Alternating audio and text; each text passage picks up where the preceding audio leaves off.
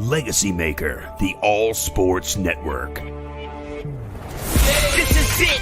This is for all the chips. Work for championships. No, it gets no better than this. Just sit and relax a bit. We're talking the pass and blitz. We're talking the jump and switch. We're talking the pitch and miss. Clean space, kick space. You come to the right place. Deep bait. I don't need to see other shows. I'm straight. Cause they're not impressing me. I tune into Legacy. Legacy. Fourth and goal and on the road. Legacy. Down 3 seconds to go. Legacy. 2 out, bases loaded. Legacy. It's not a mystery, you're tuning to Legacy. Checkered flag on the final lap. Legacy. 12th round, who gets in the match? Legacy. You want a legacy. You build a legacy. Broadcasting live right now so the whole world can see. Now, the LegacyMaker Sports Podcast. Welcome, everybody. We about to get this bad boy started. Here are your hosts, Darrell Owens and Jay Quimby. What it do, ladies and gentlemen. Welcome to episode 304 of the LegacyMaker Sports Podcast here on the LegacyMaker Sports Network. I'm your man, Darrell Owens. With me, as always, the man, myth, and the absolute legend, Mr. Jeremiah Quimby. What's up, Jay? Not much. Finally get warm weather, and now there's thunderstorms. Yay, thunderstorms. Yeah, so it's a little bit busy out there. Another warm, cold. We don't know what the weather is in Virginia. It was freezing last week, and now this week we're sitting here, and now we're got this weird warm weather where you like, I don't have to wear a hoodie. And no, the good news is it's going to be freezing next week. So, yeah, definitely excited about that. Not really, but once again, want to thank everybody for tuning in. We're glad to be back with you for another one. We got a lot to talk about as we enter week 18 of the NFL season. The college football playoffs happened this past weekend. We just had a lot going on and a lot to get into. It was just fun time. Donovan Mitchell decided to go and drop 71. He said, "Luka, I'm gonna match you a little bit, if not better you." So I mean, great week for basketball on the scoring front. I'm not even going to mention Klay Thompson and LeBron James and everybody else scoring over 40 and 50 or 50, 60 points. So it was a great week in the NBA. Let's not even hear LeBron's name because, bro, we don't want you back in Cleveland. That's why we tore down your shit. No, he coming back. He'll be there. Be ready. The only way he can come back is if he gets a hairline. Is that what's going to happen? Well, he's got one now. It's just you just got to give it time to really come back in there. That is fake as certain people's boobies. That's hilarious. All right, so let's go ahead and get into it. And we start off today with kind of some somber news here. On Monday night, of course, if you are someone in the sports world, not in the sports world, if you haven't heard this story by now, then I don't know where you've been. But unfortunately, Monday night football game, a lot of anticipation. Everybody was hyped. We had Bills and Bengals. Bengals had an opportunity to go in there and, potentially be, put themselves in position for the number one seed. The Bills had a chance to solidify the number one seed happening and in Cincinnati. But there was a play midway through the I think it was like about first. It was actually still in the. I think it was still in the first quarter. I think there was like a first quarter, about 5 minutes and some change, and then Bills cornerback Damar Hamlin made a tackle, looked like a routine tackle. Helmet kind of went into his chest, and then you see him stand up, Jay, and then you see him fall back down. So it was kind of a crazy situation. Is this better? It's raining. It could be Big that, time. but yeah. So it could be that. Now, so we sit there. This situation was crazy, Jay. You want me back out? You're gonna disappear on me? You can disappear on me. I'll talk until you get back. Okay. All right. So while Jay is going to go get his microphone fixed, this situation was really crazy, y'all. So to see Hamlin go down the way he went down, and it looked like I said, routine play. He stands back up, he collapses. You see the Bills kind of go into a scenario where they were trying to at one point they had to resuscitate Hamlin, and you see players crying, and we really didn't know as fans what was going on. We really didn't know what to feel like, we just didn't know. And I think it went on for probably about like another hour and some change before we were How's able this? to kind of. Is this better? Yeah. So it took about an hour and some change before we, started to hear any type of news on the scenario and the situation. And it was just sad because the young man is right now in critical condition, and 24 years old. And just thank goodness that he's not, that anything worse could have happened here. Jay, what are your thoughts on the situation? Because it was a really, in most places, a really bang NFL play. Oh, absolutely. And I mean, I don't see anybody being at blame here because I know there's been, Bart Scott, I think, took the wrong approach because it's nobody's fault. It's football. I mean, let's be honest. You don't know things. Stuff happens. I mean, do you remember it could like 2 decades ago? I know I'm throwing it back. The Bills player that got the neck injury that was from Miami. Yeah. Broke his neck, but they kept him cold when they were first trying to figure out how to do spine injuries. Oh, and, yes, I do remember. Yeah. It's one of those things. And there's no player, there's nothing to be blamed. It's just sport. Yeah, and kudos to ESPN and the announcers there at the stadium because they handled it. I went back, I watched all the stuff they were saying. They handled it truly in the best sensitive way that you could handle a situation like this. So, I know they're professionals. So I also agree with you on that because usually that type of, when you're in that scenario, that's something that you see on CNN. Right. CNN, Fox News, when they have to report that type of thing. That's the type of style they had to jump into. And, I thought that ESPN did do a really good job of, keeping fans informed as much as they could. I thought Booger McFarland and Adam Schefter and Susie Cooper did a really good job on their end. Yes. Troy and Joe Buck did the best they could. Poor as Lisa Salters was, she was on the field, man. And she said everything was it was hard. It was hard for her. You can tell. You can definitely tell. I mean, even players, because I went back and I seen when they played the Bills, him and Kenny Pickett, good friends. I know a lot about this guy because we've tried to recruit him to come to Ohio State. He's a phenomenal young talent, and I really hope, I want to see him recover. If he doesn't play football, don't care. Just want him to be okay. Yeah, I think that's the biggest thing from this whole scenario is just hoping that he's going to be okay.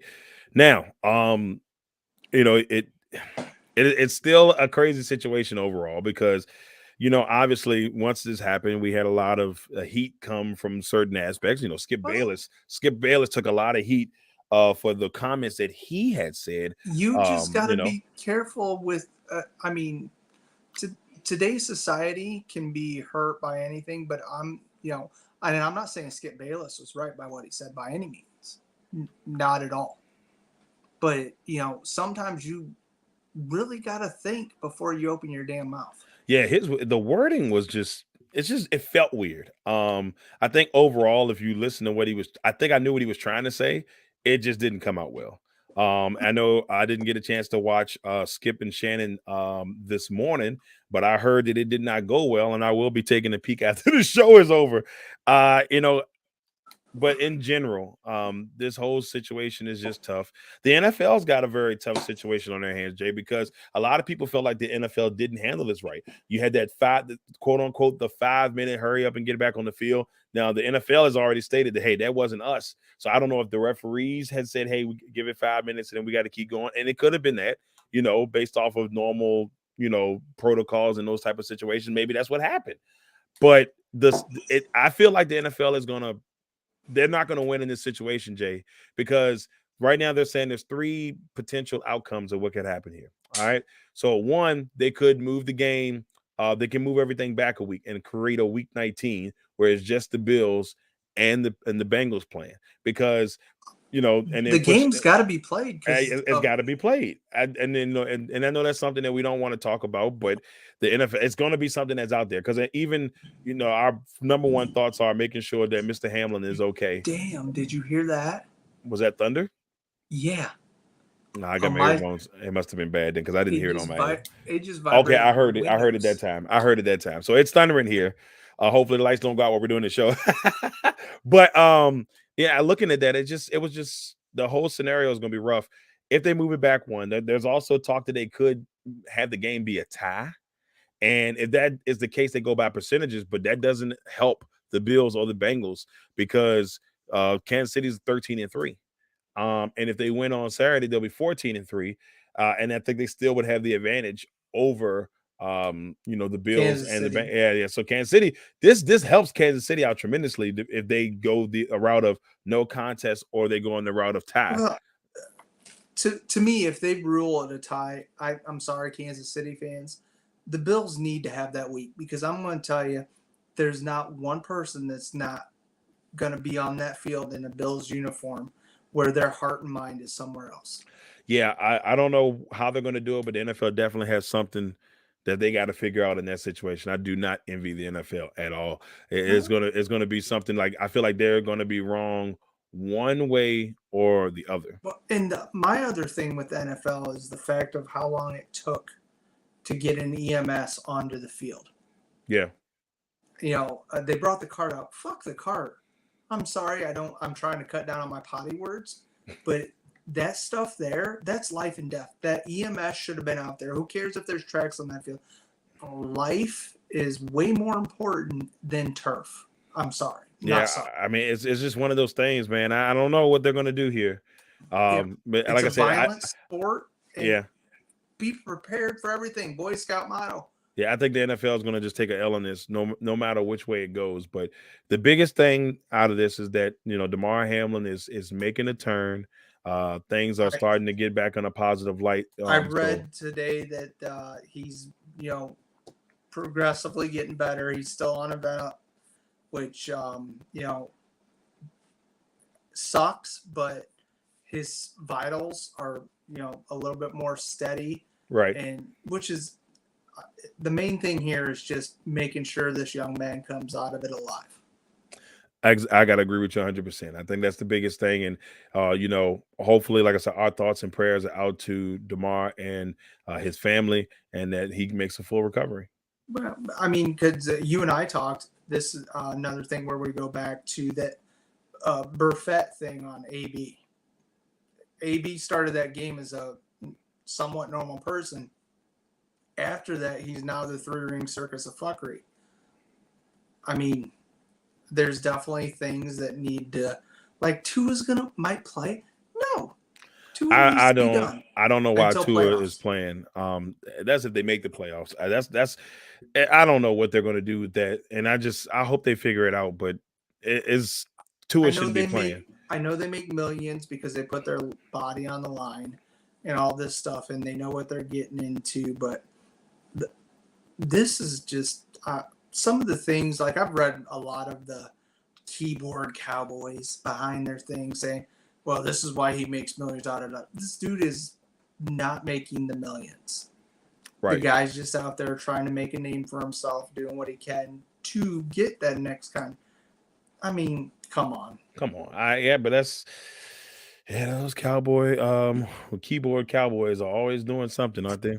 Tell you, but I don't remember who said it, but I think it might have been, was it Pat McAfee or Warren Sapp said that they get too much security sitting behind them keyboards in their parents' basement talking shit. You're right about that. They said it face to face to somebody's willing to swing on them. They're going to lose some teeth. Never. They would never. They know better. They know better. But yes, we continue to pray for Damar Hamlin and his family and hope for the best. So prayers for him. Yeah, and, prayers for him. Even for the Bills organization. Yeah. Because, I mean, it's your teammate. It's family. That's like, when Rob got in his accident, we were all worried about him. Yeah. You know, Rob's a badass. He walked away. You know, he's like, I'm fine. bro, you got to take time. I mean, Broke it's just broke your one of neck. those things. He broke his neck. It was crazy stuff. Well, partially it is, but crazy guy, Yeah, I'll tell you. but But anyways, anyway, before we move on, I got a couple words on the street here from our peeps. Let's see. We got Anthony Price. Anthony said LeBron did that because it was his birthday. Yeah, LeBron dropped it. Was it like 47? Trying to show off in the sexiest month of the year. By all means, LeBron. Our man Aliko, what's up, fellas? wow. Aliko, it's good to see you, brother. Did you send him that link yet? I didn't because We I gotta come to Amelia tomorrow night. yeah. I thought about coming down there, Aliko. They play I know they play your boys tomorrow, so it should be interesting. But I'm thinking about heading down that way, but I have to see. My schedule is a little bit crazy. If your schedule allows you, let me go because I want to meet Aliko and make fun of him with that damn logo he got. Oh my goodness! Don't wear your Ohio State hat. Aliko said he's praying for Hamlin. And then you got Bex comes in praying for him. Super thunderstorm coming out of the way, most definitely. And Becca is showing some of the sentiment or that was talking about there. He's making a positive turn, so it's always a good deal there. And then Becca asked the question, why does it take a tragedy to make humans be humans? And Becca, I wish I had the answer for that one. And unfortunately, that's just the way we've always been. Unfortunately, we've been wired that way. Man, I get more shit for trying to be a nice guy to people,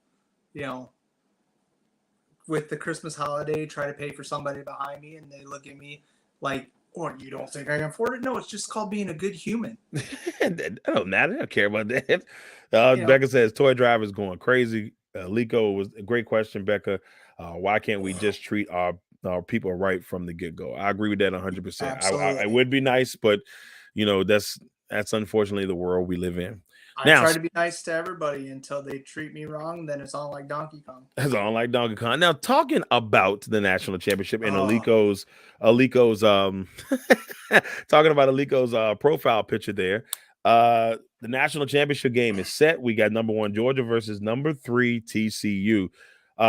Great weekend, Jay. I know it didn't come out the way you like it, but it was a great weekend in college football.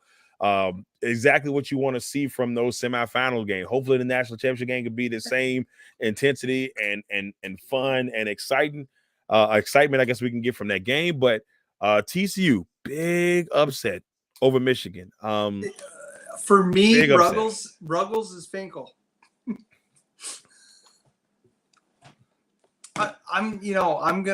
TCU showed up. I'm worried about TCU because their all-star back. It's not looking like he's going to be able to play in this game. Mm-hmm. And I mean, he really is what kept that element against the Blue and Maize defense because they didn't know what to do. Duggan actually played well. He could have played better, but if you would have asked me, I had Michigan by at least 2 touchdowns against TCU. I think I had it 31-20 is what I had the game being. But about time I looked up, it was 20-6, and TCU already. I said, okay, TCU made their quota. All right, Michigan, get it together. And so it didn't happen that way. But Michigan losing this game, of course, brings out questions about Jim Harbaugh, which we will get into a little bit later. And now Michigan, for the second straight year, lose in a playoff semifinal, and it's a tough deal for the Blue and Maize, or I think that's how it's said. That could be Maize and Blue. I don't know which one it is, but TCU gets the win, and Duggan and the crew move on. Now the trash up north. The trash up north. And then in the other matchup, Georgia and Ohio State. Jay, your boys had the lead. And they were looking pretty good. What happened in your opinion? They got comfortable, and they shouldn't have. There was, for me, Ryan Day mismanaged that last drive because, in hindsight, he two timeouts left, and they ran that quick play to try to get Georgia off balance. Mm-hmm. They should have ran the ball one more time to the other hash mark, and then have Ruggles kick from there because Ruggles, I went back and I had time, so whatever. Looked at his missed kicks, and almost every single one of his missed kicks were pulled to the left. So you would want to be on that right hash mark to give him that little leeway because he had the distance. Just and I mean, a little bit to the left. I didn't even watch the game, to be honest, because I thought for sure Georgia was going to smack the shit out of us. And we showed up.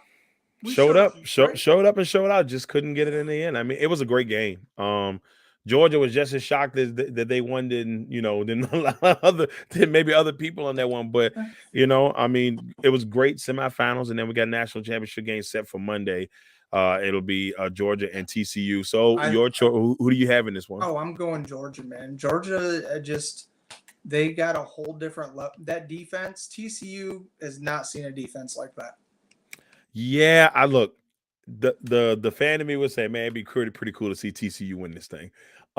Just to see somebody that nobody expected, even though they knew TCU was a good, solid football team, nobody expected TCU to be in this position. The realist in you, I mean, no, TCU's got one receiver where Ohio State, had a whole bunch of we had 4 wide receivers that were 5-star prospects, and just that defense they only have 2 good corners. They can't cover everybody.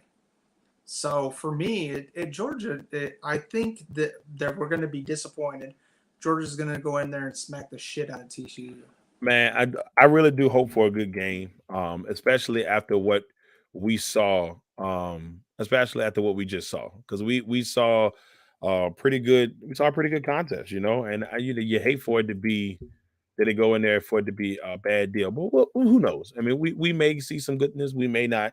We'll see how it goes. I got Georgia in this one. I'll put my official number prediction out on Monday. But I got Georgia winning this one and becoming back-to-back national champions. Go figure, right? For me, the one story I love is Bennett coming out of this. A walk-on doing what he's done. If he wins another one, I mean, he's already a Georgia legend. You win this second one, hey, that jank's cemented. We talking about Herschel Walker, and I know Herschel Walker's a sit, but I mean Herschel Walker is like legend at Georgia. Don't look out all outside stuff from recently, but like football wise, he is a Georgia legend, and absolutely. He would be right on that level if he can I think he'll be right there. Do you think he could? Because you look at the quarterback, your top 5 quarterbacks of all time coming from Georgia, because there's a lot. I mean, we got Stafford, the number 1 overall pick, Super Bowl champion last year when he got traded. Where would Stetson rank on that list for you if he won 2 nationals? Because I heard. I mean, he would be number 1.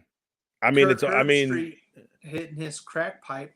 I would say he'd be number 1. I mean, how many Georgia quarterbacks have? I mean, I don't know this number, but how many Georgia quarterbacks have won national champ? Talking about 2.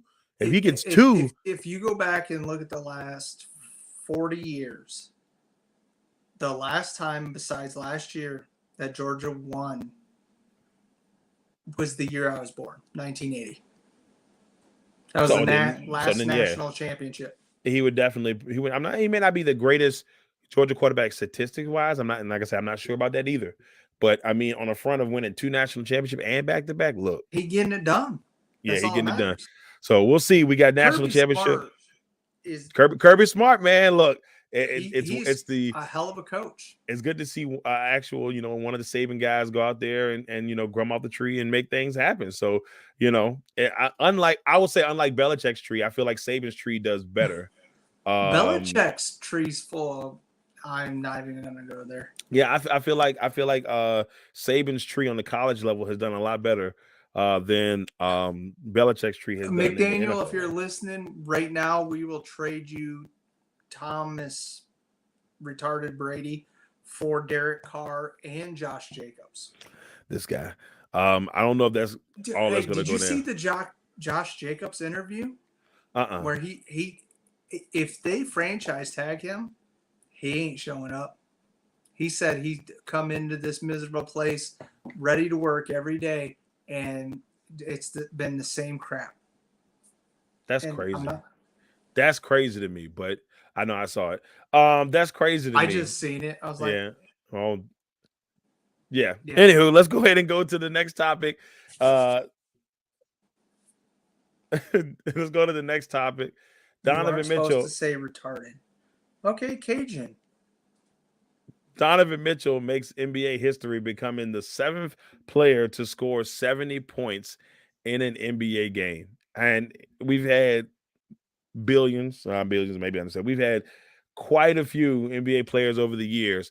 And I looked at this list, Jay, this list of players that have scored 70 and in a game. And it's like you've got Kobe, you got Wilt, you got David Robinson. I want to say it's Michael Thompson. I could be getting that one wrong. Michael Thompson, Devin Booker, Donovan Mitchell, and I think I'm missing one person. I think I'm missing one person. But there's 7 guys, and they put up a list yesterday of the guys that never got there. And it's a hell of a list. We're talking about Jordan and Kareem and Magic. The last 3 in the last 25 years have all been previous 13th overall picks in their respective drafts. I mean, I'm very happy. I thought maybe we gave up too much for Spider. I can't say it, but Spider. I'm loving having him there. We need one more piece, and we need to send Kevin Love back to the geriatric clinic, whatever he needs to go. But so Aliko said it was David Thompson. Thank you, Aliko. I knew it was a Thompson in there somewhere. I just couldn't remember which Thompson it was. But I mean, it was Danny Thompson. Get it right. I ain't gonna lie to you. I almost said I had to catch myself. I almost said Danny Thompson. I'm like, Danny would be very proud of his 71-point performance. I will say this. I mean, Spider went out there and did his thing, man. And this last week of NBA scoring has been crazy. Spider 71, Clay had 54, LeBron had 47. I think Durant had a 50 piece. Giannis scored 55 last night against the Wizards. He scored 55 last night against the Wizards. It has been a whirlwind. Where is the defense, people? And that's a valid point. What type of defense are they playing in the NBA right now? Because it don't look like any. And it's been wide open, but I mean, it's fun to see. It's fun to see. It's fun to see, but I mean, I remember watching, Akeem or Mutombo, the block shots, the purity of that, or Jason Williams or the glove doing the steals. You're not getting that aspect. It's just let's run the score up. It's a lot of wide open play right now. Defense is, I mean, if you can play defense in the NBA, like good defense, man, you're gonna make some money. You just don't. There's some guys that can do some stuff here and there. But Patrick Beverly will disagree with you. Look, Patrick Beverly. We're not going to talk about Patrick. Oh boy, Patrick Beverly, that guy. I'm not even gonna get into Pat because that's a whole nother dream for a whole nother day. But all right, I look at this and say, man, congratulations to Donovan Mitchell, man. Like, what a historic performance, man. 71 points. More than Jordan, more than Kareem, more than Magic, more than Larry, more than Steph. I mean, there's a lot of legendary people that have never dropped 71. I just need him to bring that trophy back to Cleveland. Then you'll be good to go, right? I'll be. Can you play baseball, bro? Wow, I don't know if baseball is next on the list for my man, but we'll see. All right, everybody, that is our top stories coming into today. And, now we're going to get into the NFL. We got to get our recaps done. We're going to go through week 17. Obviously, we're going to be one game short because of everything that happened on Monday, but we'll go through real quick on this end. And then we're going to hit you up with our week 18 predictions and then cash and trash to get you out of here. So, first, Elgin Baylor was the other guy. Elgin Baylor. Yeah, good job, Jay. Good job. I knew it was another Laker in there. I just couldn't. I wanted to say Shaq, and I knew that was wrong. I looked at the list yesterday, and I couldn't remember who the other person was. Thank you, Jay. Appreciate it. Anyways, let's go. All right, so let's go. We're going to go through a quick review. The Arlington Desperados taking on the Tennessee Titans on Thursday night last week, winning 27-13. The Desperados I put themselves in a position, Jay, to go out here and potentially maybe become the 1 seed after the win against Philadelphia the week before. And now they have the Commanders on Sunday, which myself and our counterpart, Mr. Joe Dillard Jr., will be there for that. So it's going to be interesting to see, man. The Commanders could have it if they start Heineke and not Broken Wentz. And I'm glad you mentioned that because the report that came out early this morning, Taylor Heineke will get the start, and they will play Sam Howell as well. So at this point, I'm pretty sure we may see Heineke. I just saw Sam Ty doing this. Do a victory dance. Yeah. So we will see Sam Howell at some point during the game. I don't know if they're going to like play him in the fourth quarter and make this almost like a preseason game. But whatever way they do it, we will see Sam Howell and Taylor Heineke next week. But there was an interesting quote. I'm gonna wait till we talk about the other part later. But there's something about that I want to get into a little bit later. Looking at that though, the Desperados go in there and get the dub, man. 27-13 over a team that is falling apart at the seams. The Tennessee Titans. They're 7-9. Somehow, some way, they still can win the AFC South. So if they can win that one this weekend, they somehow still make the playoffs. Both Southern divisions in football suck ass. It's crazy. I don't know what's going on in the water down south, but hopefully they can fix it. Next one, we had the Cardinals and the Falcons, a game with two teams that are just at this point, you're starting to look towards next year. Falcons get the win 20-19 on a cool field goal towards the end of the game, and they win that one. Desmond Ridder gets his first win as a starter in the NFL. Nothing too impressive in this game. To be honest with you, I really didn't even pay attention to it until I was watching Red Zone and they just showed the field. I said, "Oh, Atlanta won. Yay." Well, the Cardinals started David Blau after they literally just picked him off of somebody's practice squad, because the last time I remember him being in uniform was with Detroit. Right. Here's a funny thing. So they do the training camps, or not the training camp. They do I say Tough Enough. God, what is it? Hard Knocks. Hard Knocks. There you go. I don't know why I said Tough Enough.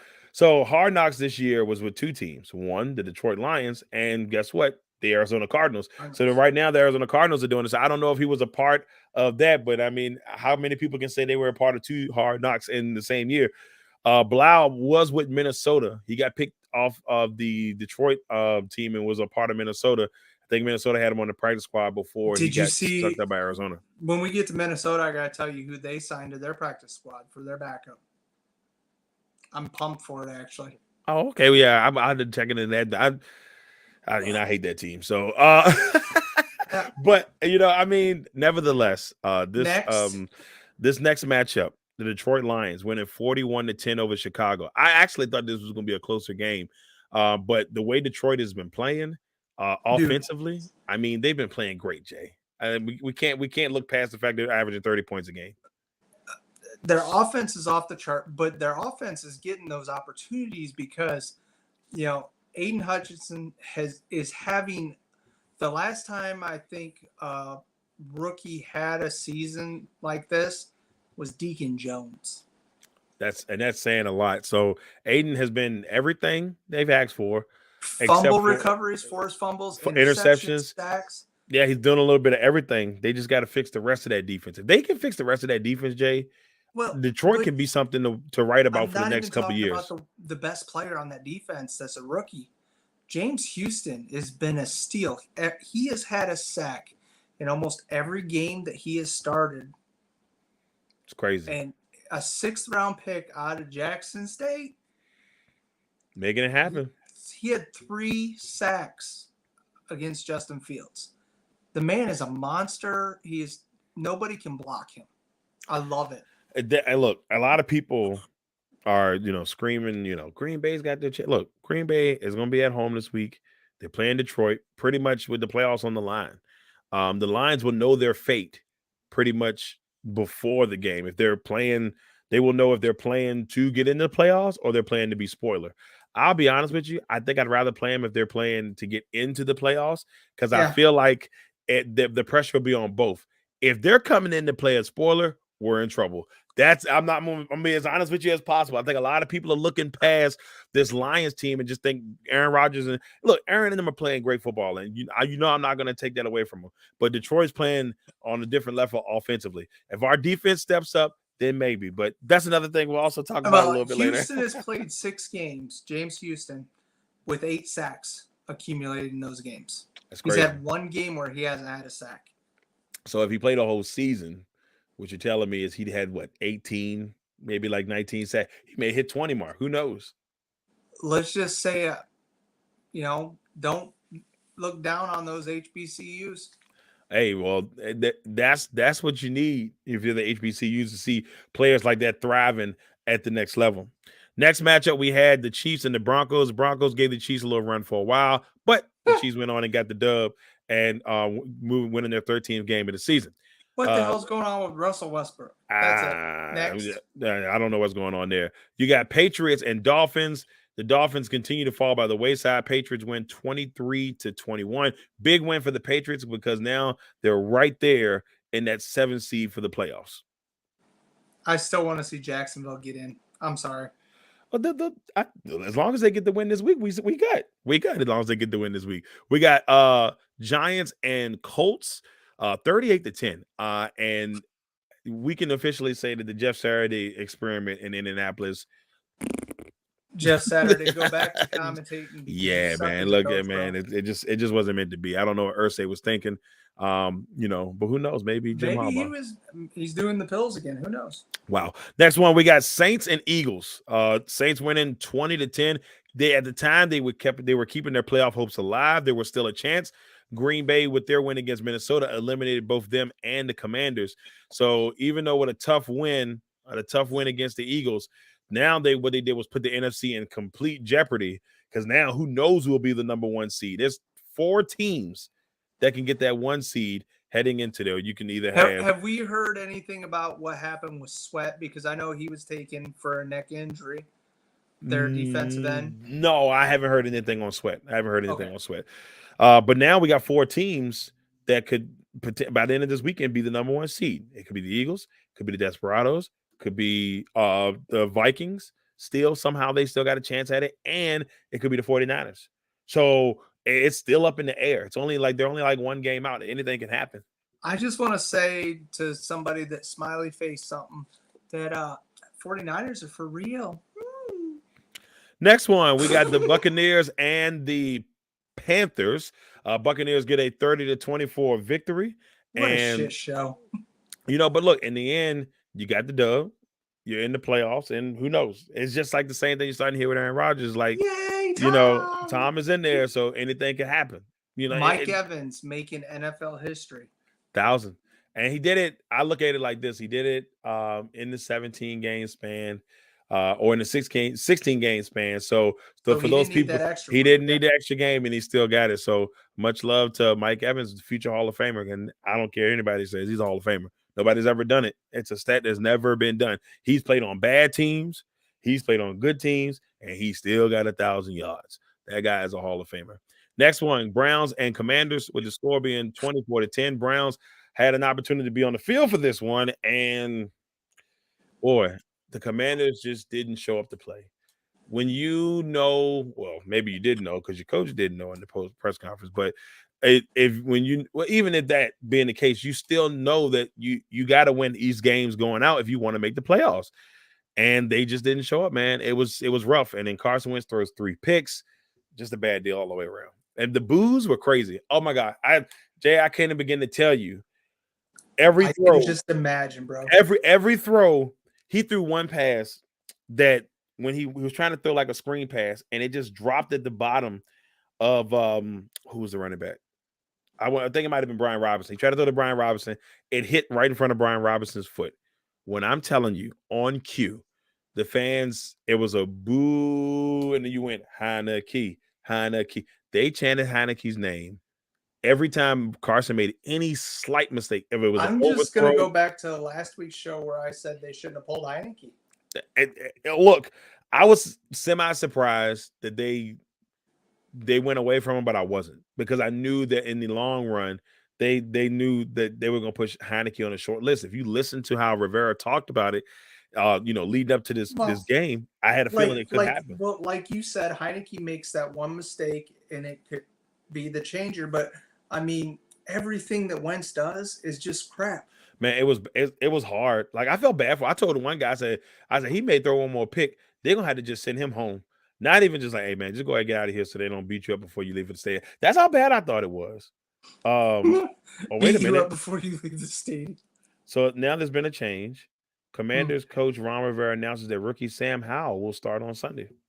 So that's all changed within the time of the show. So Sam Howell looks like he's going to get the start on Sunday. Oh boy, should be fun. We'll get to see what Sam can do. Then I'm excited because I'm with Ty on this. I love Sam Howell as a quarterback and as a person. He is a very humble guy. So yeah, we're gonna see what Sam can do. Man, this is his opportunity. So we'll see if Sam can make things happen. Next one, we got Jaguars and Texans. Wasn't a game. Jaguars win 31-3, and they are one win away from making the playoffs. One team that's got hot at the right time. Yes, they have, Jay. And when I mean clicking, I mean clicking. So I think they've won 4 in a row, and now they've got a chance to lock that up this week and host a playoff game the following week. Go figure, right? Then we got 49ers and Raiders, which was actually a really good game. Back and forth, Raiders and is it Jarrett Stidham, correct? Jarrett Stidham. Yep. Jarrett Stidham. I destroyed his name on one-on-one last week. I called him Strahan and definitely said the transporter, but we're going to leave that alone as well. But Stidham played well, man. Like, he was slinging the football. Him and Devontae had a nice little connection going on out there. Let me pull up Stidham's thing because I want to check, because I'm pretty sure he already knew that offense because he was a third stringer for a bit up in New England. Mm-hmm. So, I mean, if you don't know it, let's see. He is 26. Bio. Yes, you suck at life. We know it. Third season. Yeah, but he was a 4th round pick by New England. So yeah, he knows that offense. He knows the offense. He's been there for years, and a lot of people thought that he was going to start, the year that they drafted Mac Jones, and he got hurt, and then of course McDaniels has been a big fan of him and wanted him to be. And you know what? Now I see why, because he knows McDaniels' offense, and we all know that McDaniels has a very complicated offense. Not anybody can run his offense. Obviously, Derek Carr couldn't make it happen, but Stidham went in there, and it looked good. Like, maybe who knows what we get after a whole season of Stidham at quarterback, but I was impressed. He still had 2 interceptions. He did. But I think that's something that comes defense, with time. How can you not throw interceptions? That's true too. The number one defense. There was he made a lot of great throws. I was like, wow, he's making some really good throws in this. And then he had Devontae Adams, so Devontae made some great catches. But I was Purdy, impressed. His jersey went to the Hall of Fame after that game. Really? What did he get in for? What did they give it for? Mr. Irrelevant. I think he's won every game he started. Yeah, because he hasn't. Yeah, he doesn't know what defeat is like. I'm just saying. That's crazy. That's crazy. He doesn't know what defeat is like. And I know he came in when they were on that winning streak, and they've won 9 in a row. So San Francisco's cooking. We got the Seahawks beating the Jets 23-6, eliminating the Jets out of the playoffs. And the Seahawks currently, as of right now, the Seahawks have the 7th spot in the playoffs. But a Packers win on Sunday, they leapfrog them even if Seattle wins. Seattle would need Detroit to win and Detroit to beat Green Bay in order to make the playoffs. As much as I love Geno Smith's story, I don't see that happening because Detroit's playing on another level. Yeah, I mean, we'll see. I mean, but the only way Detroit gets in is if Seattle loses and then Detroit wins. So that's the scenarios that we got right now. Packers win no matter what they're in. Seahawks have to win, Lions win. Then the Lions have to Seahawks lose, Lions win, they're in. It all goes back to that one game, Jay, when they played each other earlier this year. And I think it was 45-35, and Seattle won in Detroit. That's the difference right now. If that was the case, Seattle would. how did Seattle play twice against the Lions? They're not in the same conference. No, they played them once this year, but then when they played them, the Seahawks beat them like 45. It was a crazy. It was like 45. They're 38. not playing each other this weekend. No, they're not playing each other this week. Lions Okay. are playing Green Bay. I thought they were playing each other. No, the Seahawks are playing the Rams this week. Seahawks got the Rams. Yeah, Seahawks will win. yeah, they should win that one. Baker sucks ass. The next one, Packers defeat the Vikings 41-17. What the hell was that? I mean, greatness. It was greatness, is what it was. I know you say greatness, but for me, that was great. It's like they tried too hard to lean on Dalvin Cook to start the game, and then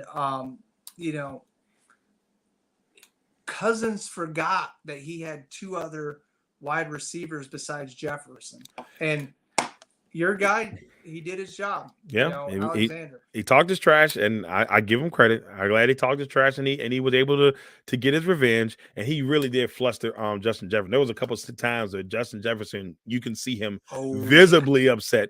But I think the most impressive thing for me was Devondre Campbell and Kenny Clark. Those two really stepped up big time. And ever since Campbell has come back, the Packers defense looks completely different than they did while he was out, because Campbell was out for quite a couple of weeks. So but look, I got to say this before we move to the next one. Packers fans, don't get all hype. Nothing happens until you got to beat Detroit, one. And then two, who's excited about playing San Francisco in the first round? And not this guy. Because if everything goes the way it could, they're going to play San Francisco. And then I got to go hear Snowman, and I got to hear my man Antoine, and I got to hear all these 49ers, Elijah, I got to hear all these 49ers fans trash me for another year. So I'd rather just not even have that happen. You can play us in Florida. But no, I mean, I just look, the fact that we even won in Florida this year was a shock to me. So I'll take that. Chargers defeat the Rams 31-10. And they are cruising. The Chargers lock into the 6th seed right now. They can move up to the 5th seed, and they still got a chance to make one more level up. But right now, they have officially at least clinched the 6th seed in the playoffs. You got the Steelers with a big win over the Ravens, and the Steelers' playoff hopes are still alive. And guess what, y'all? If the Steelers win one more game, Mike Tomlin will officially, for another season, find a way to have a record over 500. Yeah, and I was gonna. Well, even at 8-8, he's at 500. So he's finished the season 8-8 and still kept a streak going. So but if they lose, then they'd be under 500. They got one more, so they got to win. Yeah, they got to win this bad boy. So I mean, but I love what I've seen from the Steelers team. They've played really hard the last couple of weeks. They haven't been pretty wins. They just kind of just fight hard, but their wins. But then it also, on the flip side, the Ravens, you see how detrimental that Jackson is to that team. They need him because they're a completely different team. They're a completely different team without him. Yeah. Time to pay. Let me ask you this before we move on to our predictions. Mike Tomlin. I mean, how lucky is the Steelers organization? They've had 3 head coaches in their franchise history. All of the coaches have been head coach for at least 15 years plus. If I'm not mistaken, I think I want to say Kyle was there for 15 years. He may have been a little bit shorter, but at least 10 years plus. Mm-hmm. And all of them successful. All of them won Super Bowls. How lucky is this organization to have, to have 3 head coaches in their front, and all of them win Super Bowls, and all of them. Is it lucky, or is it the fact that they're just very integral in what they look for in a coach? Because, Cowher and Tomlin are very similar in the way that they're a player's coach, but there's a line that you got to walk or you be gone. Right. They remind me very much of a Tony Dungy type of person. And I mean, Cowher basically knew his time was coming, saw somebody on his staff that he wanted, and said, I see this man doing it. And, Tomlin, he got gifted a decent team and he just kept adding pieces. I mean, he finds a way, man. I mean, the guy's a Hall of Fame coach. I mean, well, he may not, it's craziness. He's definitely a Hall of Fame coach. A lot of people that need to take a look at what they do, because the Steelers, as far as coaching, they do it right. Because I mean, Bruce Arians was a wide receivers coach with him, and now look at his tree. Right. It's impressive. It's definitely been impressive. But there it is, our recap of Week 17, and now it's time to give you our predictions. Let's fly Week through this. 18. Yeah, let's fly through this bad boy. So here we go. Predictions for Week 18. This is where we stand. 2 games on Saturday night. First one, we got the Chiefs and the Raiders from Vegas. Chiefs. I got Chiefs in that one. Big one, Jaguars and Titans from Jacksonville. Our very own Christina Rulu will be there to cover the game for LegacyMaker Sports. Jaguars and Titans. I got the Jags, Jay. The Titans have fallen apart. I'm gonna have to go with the Jags too, because I mean, like I said, they've gotten hot, and I mean, I'm impressed. I really am. Next matchup, we got the Bengals and the Ravens. I got to go with the Bengals because I just don't trust the Ravens without Lamar Jackson. I'm going with Bengals also. Next one, we got the Falcons and the Buccaneers from Atlanta. I'm going with the Bucs. I'm going to go with the Bucs as well. I think this is going to be an opportunity for Tampa Bay to kind of keep that thing going. Keep the energy up. Ritter is yet to throw a touchdown, and Tampa Bay has one of the best rush defenses in the league. It's going to be a long day for Mr. Ritter. Next one, we got Bills and Patriots. Another big matchup because the Patriots right now need this win to solidify a spot in the playoffs. But Buffalo needs this win because we don't know what's going to happen with the Bengals and Buffalo game. They're going to need that win to stay pace for that number 1 seed. This is a game I want to watch because there's going to be a lot of passion coming from Buffalo players. It's going to be a hard-fought game. I can guarantee you that. Yeah, I got Buffalo in this one. As do I. But it should be a good game. Next, we got Bears and Vikings from Chicago. Depends what Vikings team we get, bro. Yeah, you're right about that, man. No, yeah. I'm going to go with the Vikings just because they got to get it together. Because if they don't and they go into the playoffs, they're done in the first round. I'm also going to go with the Vikings. It was an interesting thing. I didn't know this until last week. Vikings have the most wins by less than 6 points in NFL history this season. What they got, like 7? I think they got 9. I was like, it's at least like 8 or 9 wins that they have come by 6 points or less, and it's the most in NFL history. See, I look at this. The biggest thing that the Vikings have is their offensive line is just FUBAR. Yeah, and the defense ain't that much better, and that's the crazy thing. They've won some big games, but who knows? I mean, maybe they put it together, maybe they don't. For this fan, I hope that they don't put it together. Next one, we got Colts and Titans. This is like the trash bowl. It is. I got the Texans though. I said Titans. I got the Texans. No, I'm going with Texans because fuck you, Jeff Saturday. Wow. The Texans have played good football. Not last week, but leading up until last week. Last week was the only time that they didn't keep up with the team they were playing. So yeah, I'm going Texans.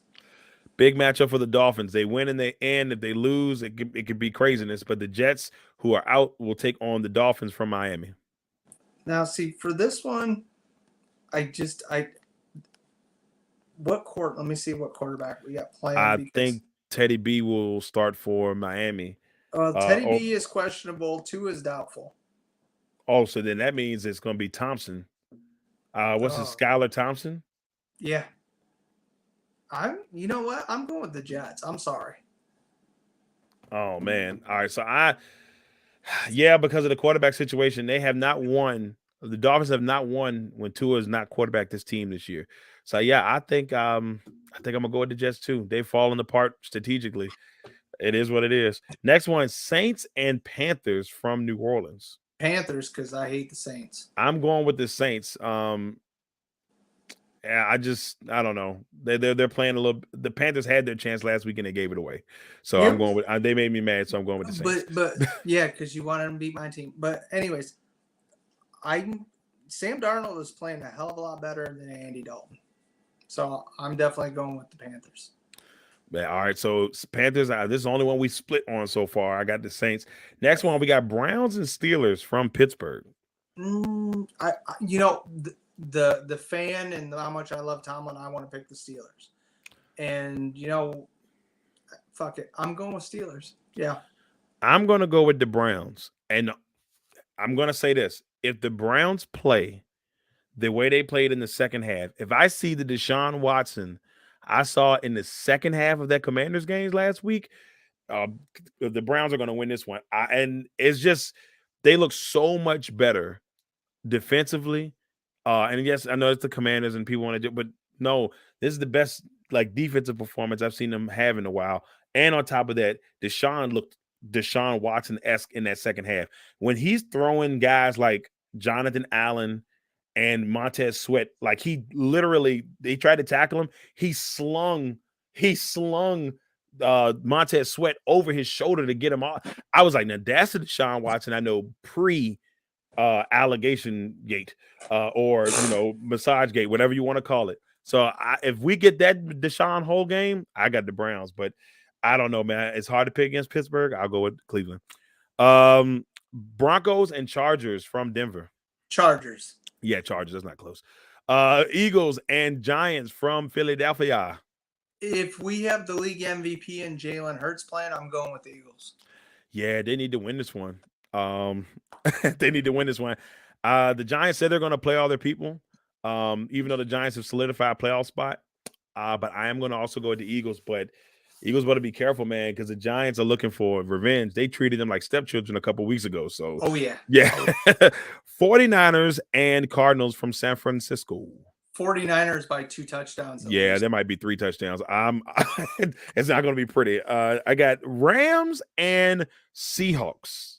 Seahawks. This was a very close game the last time, and Seattle pulled it off late. But I'm going with the Seahawks. I think, it would be fun to have the drama of who wins the Sunday night game, but I think Seattle is going to take a little of the fun out of that before we hit there. Next to last one, we got the Commanders hosting the Cowboys. And I'll be honest with you, man. It's like I'm going with the Desperados, bro. Yeah, because I don't think Major Tutty can make. Oh my God, that was ridiculous, dude. I don't know if Major Tutty and the crew are going to have enough. I'm going with the Cowboys in this one. Next one, I gotta say it, man. It's part of the job. Next one, we got the Detroit Lions and the Green Bay Packers from Lambeau. I don't think this is as easy as a lot of people are making it out to be. I agree with you on that because the Lions playing out in the cold is iffy. Rodgers is his arm something. I don't like the way he likes to roll to his left. It's always been roll to his left and throw that deep ball. He don't have that accuracy and zip on it anymore. I'm just not a fan of it. And I really think, and I'm going Detroit, man. I'm sorry. No, don't be sorry. It's one of those things that Detroit is not people are going in this game. Some people think that Aaron already feels like they're in the playoffs, but I think they took the way he said things last week in the press conference as, he feels like he's already in the playoffs. I didn't take it that way. I think he's proud of a team that a lot of people wrote off. And now they're in the position to get into the playoffs. I'm going to go with Green Bay at home in this scenario. If this was in Detroit, I'd pick Detroit, and I wouldn't think twice about it. Oh, I agree. I wouldn't think twice about it. If the weather plays to Green Bay, but that defense against as long as your defense steps up and plays the way they did last week, right? You guys will win. But we'll if they see. Stay that crappy shit that they've been in the beginning of the season, it's going to be a long day. It's going to be a very long day. But the Packers got to do what they've been doing. Detroit has a terrible defense, minus maybe a couple people. They're going to have to run the football. Tons of Dillon, tons of Aaron Jones, and that's going to be the recipe to win this football game. But I'm going to go with Green Bay. If this was in Detroit, I'd pick the Lions. I wouldn't even think twice about it.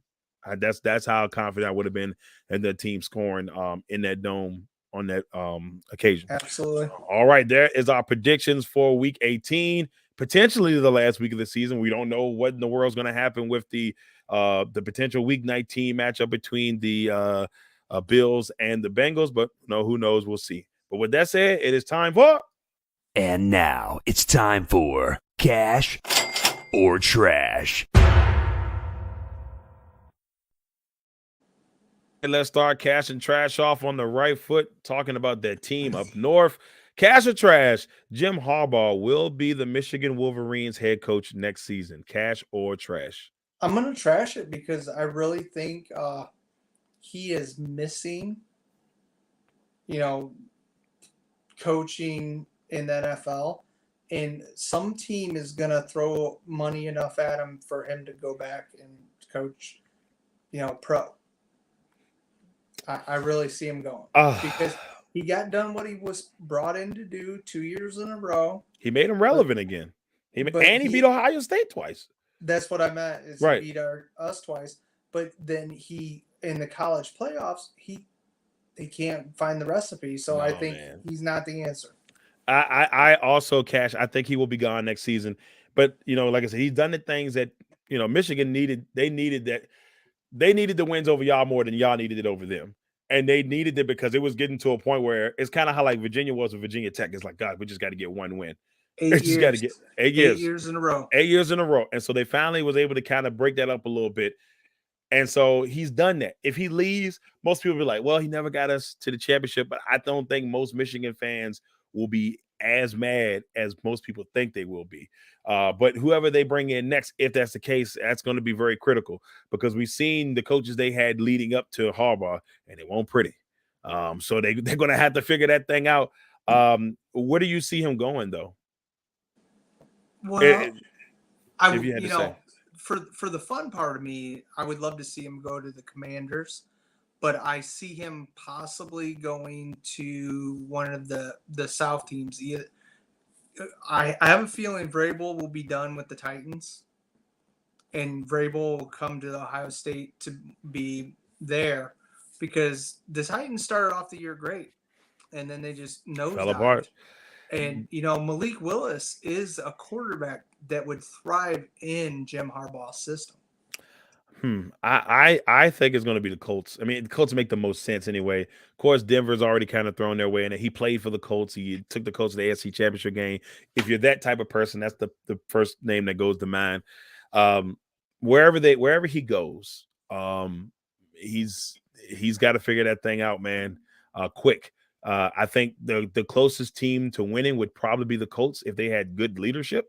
So, you got Denver. I don't know if Denver's nowhere near where they need to be, No, because, they trade away their defensive guy and Chubb.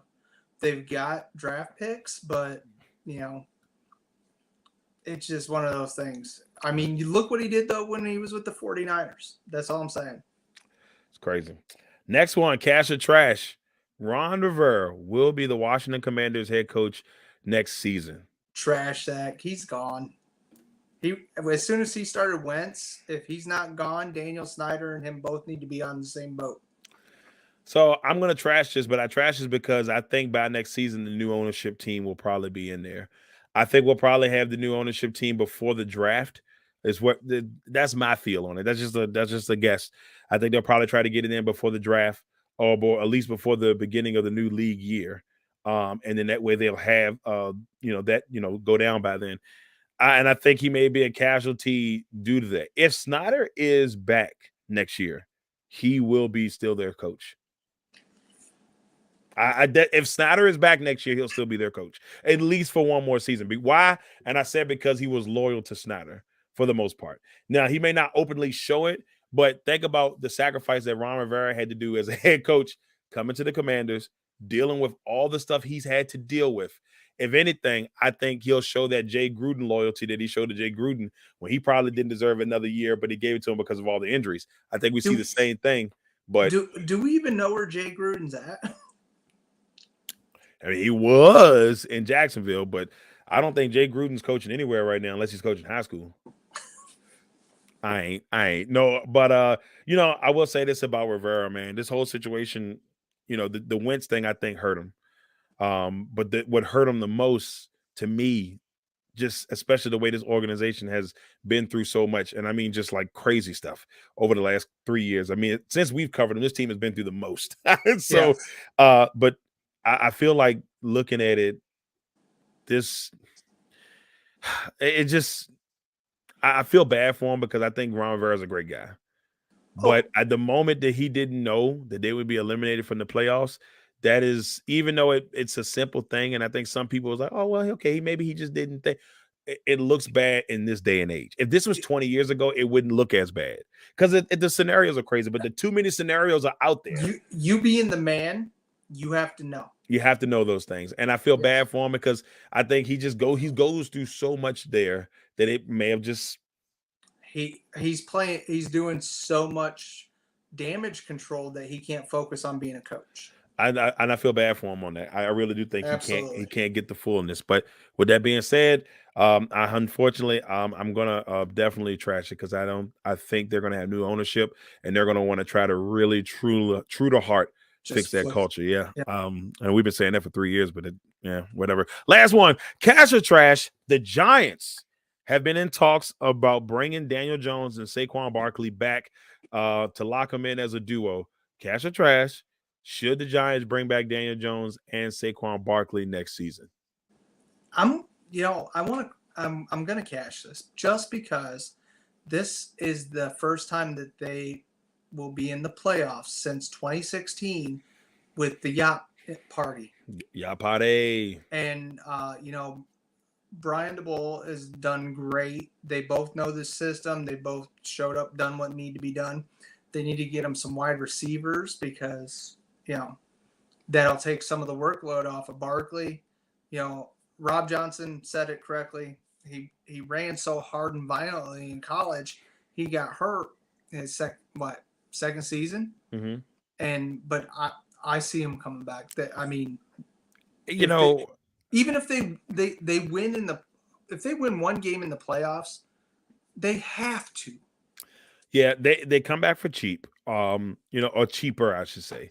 And Daniel Jones he's actually made some strides under Daboll. And Daboll is a guy that, let's be honest with you, built Josh Allen.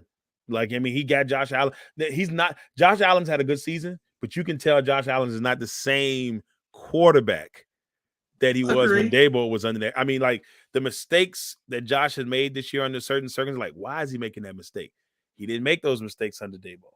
But he's made those mistakes under Ken Dorsey. And I'm sorry, Ken Dorsey, I didn't mean to throw a shot at you like that, but it's just the truth. It is what it is. I'm gonna cash it. I like Saquon, man.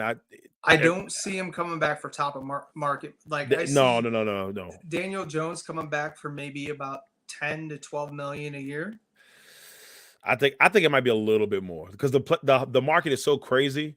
The quarterback market is so crazy. I'll say about 20. I don't see them giving him Dak Prescott money.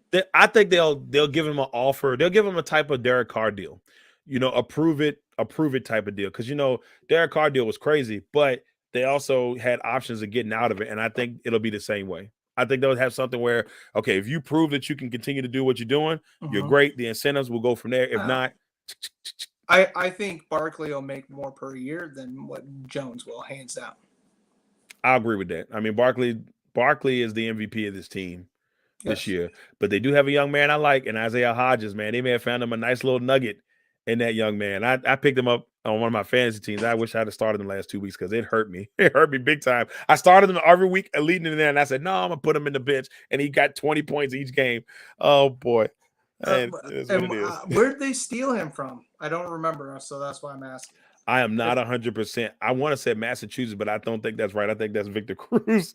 No, not college. He was on a practice squad, and I think it was Buffalo practice squad. That could make sense. Especially if Daboll knew him. I'm not 100% on that, but what a steal for him. I mean, and they're looking for receivers there, and he's been a nice little touch for them. Oh, he's been great. Before we get out of here, there is a real quick update on DeMar Hamlin, I just got this across on my phone. Bill said tomorrow Hamlin remains in critical condition, but showing signs of improvement. Noted yesterday and last night. So that's good to hear. Definitely good to hear. He went to Oregon State, and he was the 6th round pick in 2020 by the Buffalo Bills. Ah, look at that. Somebody right up there, baby. Right up there. Right up there. Right on the old noggin. Hey. Well, and man, I got to say his measurables. Why was he not playing to be? I mean, the man's 6'3", 201. Well, he's been playing lights out. I mean, from what I've seen him play twice this year, and both times he's impressed me. So I can't take anything away from him. You just happy. You would love to have a guy there that can catch the ball in Green Bay. I mean, I will say this real quick about my guys. I am proud of what I've seen the last couple of weeks. The receivers are playing better. They seem to finally starting to click a little bit. They're not there yet, but they're really getting closer. I still feel something's off with Aaron. Long ball. I think what they've really done is they've taken the offense away from Aaron. You know how it was more. And if you watch, even though they're winning, he's not putting up the 300 to 200 yards. He's putting up about $150, anywhere between $150 to 200. Omaha. Yeah. He's not calling any audibles. No, he's a game manager right now. He's a good game manager right now. Like, he can still do a little something, but he's a really good game manager right now. There's a lot of ground and pound. You see the duo between Jones and Dillon more than you see Rodgers throwing. So yeah. I mean, that's what they're going to lean heavy on, especially if they can find a way to make the playoffs. All right, everybody, that is it for episode 304 here of the LegacyMaker Sports Podcast. Excuse me, here on the LegacyMaker Sports Network. We want to thank you all for tuning in for another one. We won't be back next week. We'll be back the following week. Legacy on Fire will return next week in the time slot. So you'll see Legacy on Fire at 7 o'clock.